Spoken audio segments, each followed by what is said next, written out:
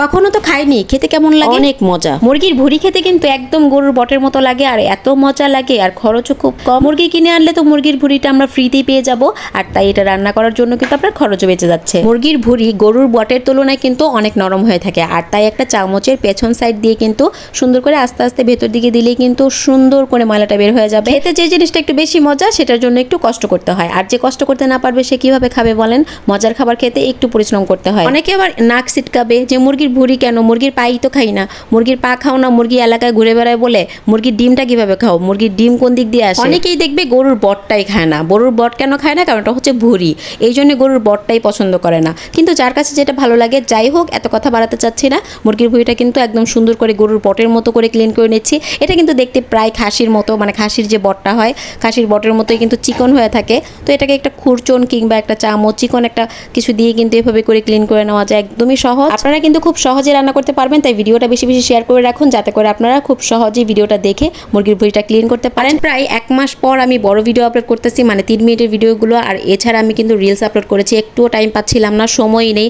বড় একটা video upload করতে গেলে অনেক বেশি সময় দিতে হয়, পুরোটা বেলা চলে যায় এটাতে এডিট করা, তারপরে ভয়েস দেওয়া। আর এখন তো রমজান মাসে তো একদমই সময় নেই। চাইলেই কিন্তু ভিডিওটা আমি রিলস বানিয়ে দিতে পারতাম, তবে রিলস বানিয়ে দিলে যেটা হয় একদম নিখুঁতভাবে দেখানো যায় না, কিভাবে ক্লিন করলাম খুব সুন্দরভাবে জিনিসটাকে উপস্থাপনা করা যায় না। এখন কিন্তু গরুর বটের মতোই কিন্তু ছোট ছোট করে কেটে নেব, আর তারপর ধুয়ে নিতে হবে, আর ধোয়ার প্রসেসটাও কিন্তু বলে দেবো। মুরগি কেনার পর দেখবেন মুরগির ভুঁড়িটা কিন্তু দোকানিরা রেখে দেয়। আমি চিন্তা করতাম মুরগির ভুঁড়ি দিয়ে দোকানিরা করে কি, এখন দেখতেছেন মুরগির ভুঁড়ি কত সুন্দর বটের মতো রান্না করা যায়।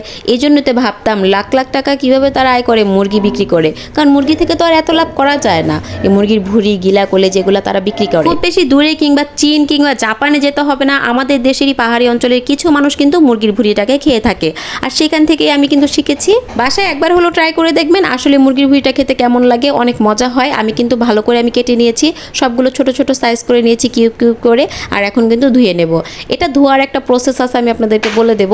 সেটা হচ্ছে আপনারা খুব ভালো করে গরম পানির মধ্যে এটাকে ধুয়ে নিতে হবে কচলে কচলে। সব মশলা কিন্তু আমি রেডি করে রেখেছি, এখন গরম তেলে দিয়ে দিচ্ছি আমি ভুঁড়িগুলোকে, ধুয়ে ক্লিন করে রাখা সেই ভুঁড়িগুলো। এটা খুব ভালো করে গরম হওয়ার পর ভুঁড়িগুলো কিন্তু তেলের ভিতরে দিয়ে দিতে হবে, আর তারপর কিছুক্ষণ ভেজে নিতে হবে।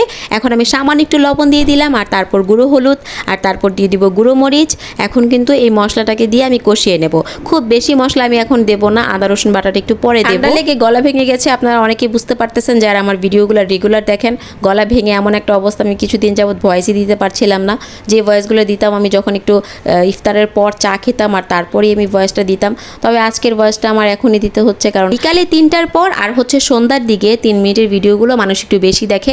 দুপুর টাইমে কখনই ভিডিও দিবেন না, ওই ভিডিওগুলো মানুষ দেখতে চায় না, স্কিপ করে যায়। একদম বটের মতো ভাজা ভাজা করে কিন্তু নামিয়ে নিয়েছি, তেল ছেড়ে দিয়েছে, তারপর নামিয়ে নিয়েছি। যেহেতু ভিডিওটা রমজানের আগে বানানো, এডিটটা আমি এখন করেছি, তো খেয়ে দেখেছিলাম, ভালো হয়েছে, অনেক মজা হয়েছে। সবাই ভালো থাকবেন, আজ এই পর্যন্তই। আল্লাহ হাফিজ, আসসালামু আলাইকুম।